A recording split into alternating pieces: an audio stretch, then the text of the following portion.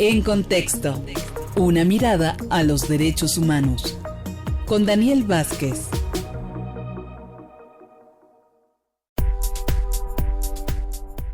Vamos a cambiar de tema. Nos da mucho gusto recibirte, Daniel Vázquez. ¿Cómo estás? Buenas tardes.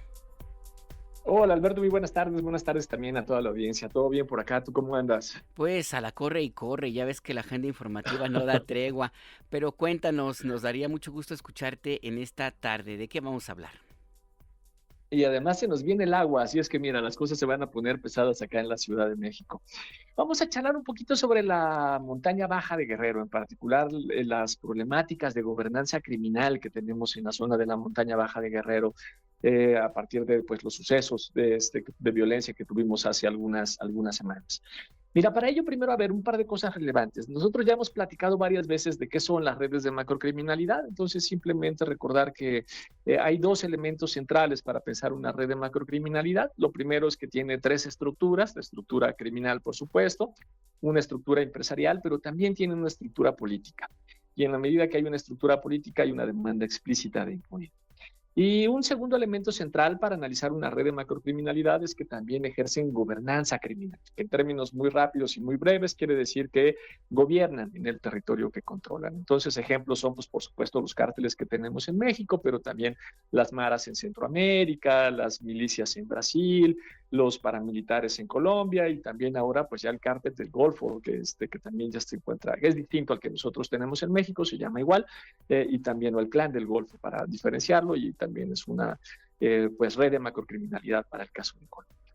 Y lo que nosotros estamos viendo en esos ataques recientes en la zona de la montaña baja de Guerrero es una buena expresión de lo que es la gobernanza criminal. La gobernanza criminal puede ser directa cuando se lleva a cabo por medio de la estructura política que forma parte de la red, de los policías municipales, los presidentes municipales, en fin, algunos órganos o agentes estatales que forman parte de esta red de macrocriminalidad. Entonces, pues ahí puedes ejercer esa gobernanza criminal de forma directa a través de esos órganos que se encuentran de alguna manera capturados, que forman parte de esa red. O puede ser indirecta cuando lo que se construyen son estructuras paralelas, es decir, tú tienes al presidente municipal por un lado, pero por otro lado tienes al lugarteniente. Y muchas veces incluso el lugarteniente es el que manda en esa zona y no necesariamente el presidente municipal. Entonces esa es como la dinámica central. Y una de las cosas que nosotros hacemos, el trabajo que realizamos es, hacemos diagnósticos de gobernanza criminal para poder pensar cómo construir paz, o al menos para pensar cómo podemos generar gobernanzas criminales menos violentas. Entonces, ahí analizamos 5 cosas. Analizamos, por ejemplo, cuántas células armadas operan, el tamaño de las células y la interacción con redes criminales más amplias. Ese es un grupo de cosas que vemos. Vemos también si hay lugartenientes y la infraestructura que tienen, cuántas casas de seguridad, si hay corredores de la muerte, qué tipos de patrullaje se llevan a cabo. Un tercer elemento es cómo se crece, digamos, esa red en términos de sistemas, si hay sistemas de extorsión, de suministro de bienes y servicios, de control del crimen local. Una cuarta cosa relevante para hacer ese diagnóstico es mirar si hay las relaciones con distintos agentes estatales. Decía, por ejemplo, presidentes municipales y policías municipales es de las cosas más importantes porque pues controlas un elemento esencial de seguridad a nivel muy localizado. Pero también relaciones con gobernadores, secretarios de seguridad pública, policías estatales, fiscalías y a veces incluso militares y también marinos. Y finalmente, el quinto elemento que vemos en estos diagnósticos es la legitimidad de la red. Si el lugarteniente es alguien local, cómo son los procesos de reclutamiento, si hay procesos también de intercambio, ¿no? Como de trabajo, de bienes, servicios, favores, resolución de conflictos, incluso servicios públicos como educación o salud, ¿no? Y cómo se inserta también ese grupo en la comunidad. Y a partir de eso, pues construimos posibilidades, en principio por lo menos, de gobernanzas criminales menos violentas o en su caso incluso de construcción de paz. Y algo que nosotros hemos aprendido a lo largo de estos años es que las gobernanzas criminales más duras están justamente en la zona de Tierra Caliente, en Jalisco, en Michoacán, en Morelos, en la parte de Tierra Caliente que es parte del Estado de México, y por supuesto en Guerrero.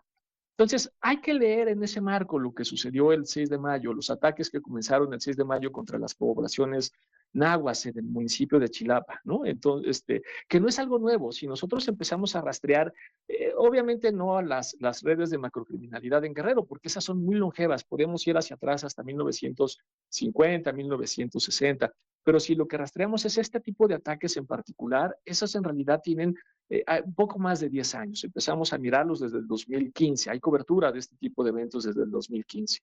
Y mira, y en el 2021 hubo una primera misión civil de observación que visitó la zona y escribió un informe que se llama Crímenes de lesa humanidad y violaciones graves a los derechos humanos contra las comunidades indígenas del Consejo Indígena y Popular de Guerrero, Emiliano Zapata, ¿no? De este que se llama CIPOC-EZ, que es el Consejo Indígena y Popular de Guerrero, Emiliano Zapata.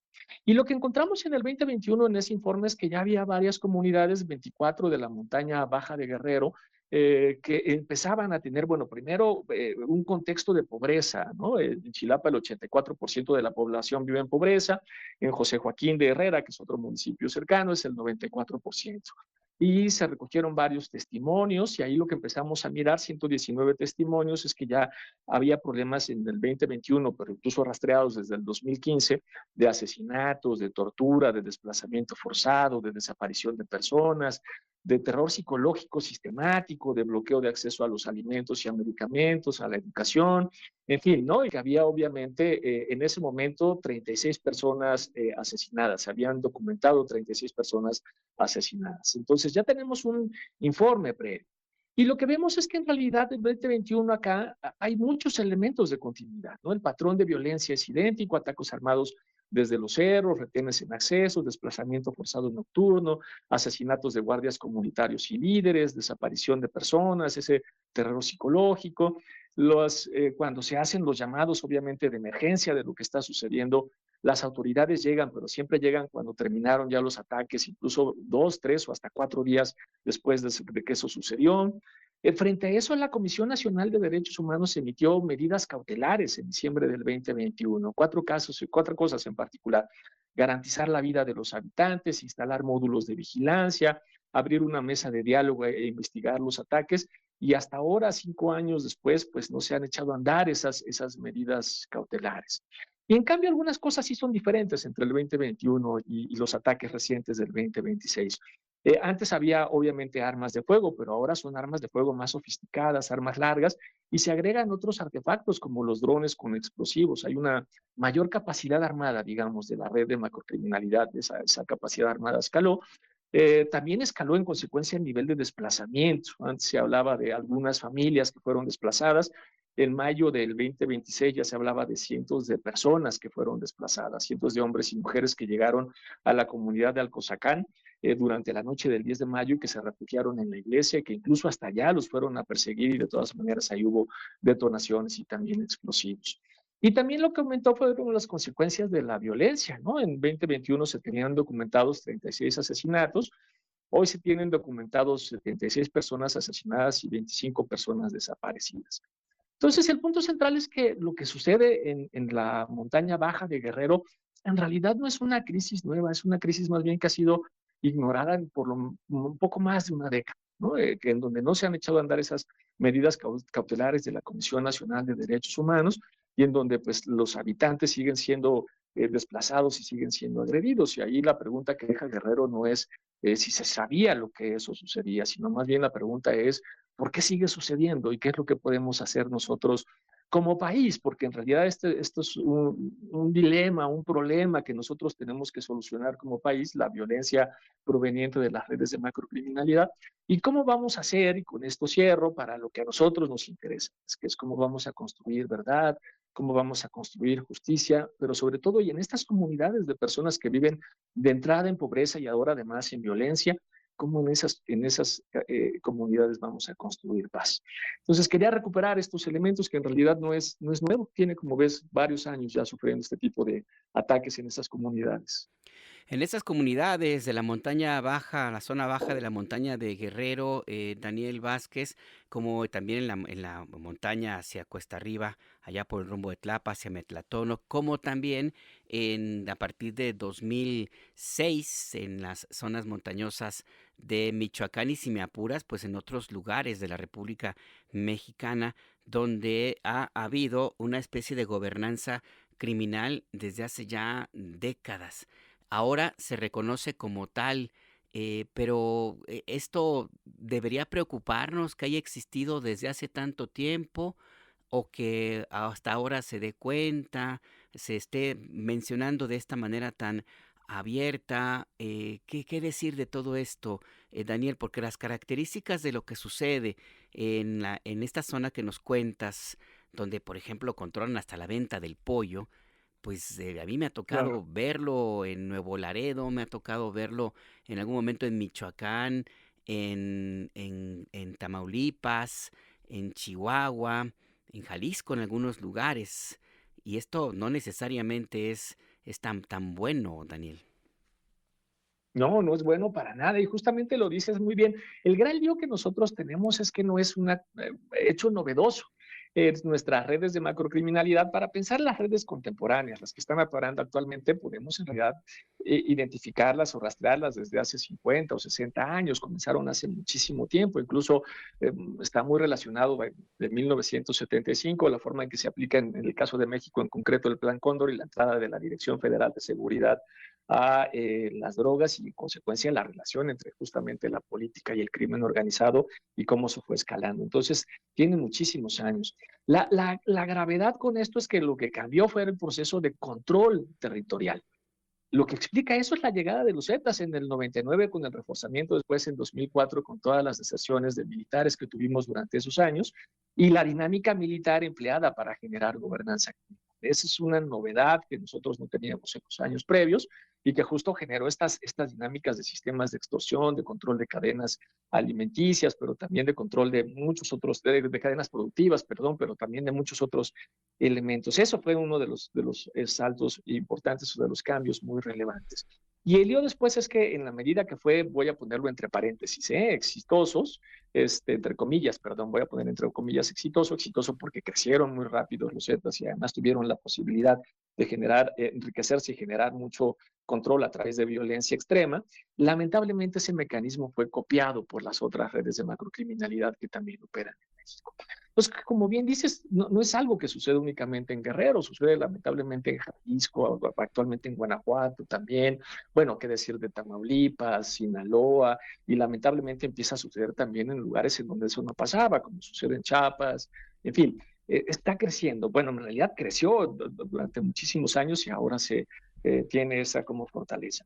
Yo creo que uno de los elementos que tenemos que hacer en principio es reconocerlo, o sea, reconocer que lo que tenemos en México operando son redes de macrocriminalidad, que en amplias regiones del país lamentablemente ejercen gobernanza criminal, y en la medida que reconozcamos que tenemos este problema, lo segundo, y esto es muy importante, tenemos que crear una coalición política social lo más amplia posible en torno a la paz, a la verdad y a la justicia. Y eso es lo que no hemos logrado, me parece, en estos años, ¿no?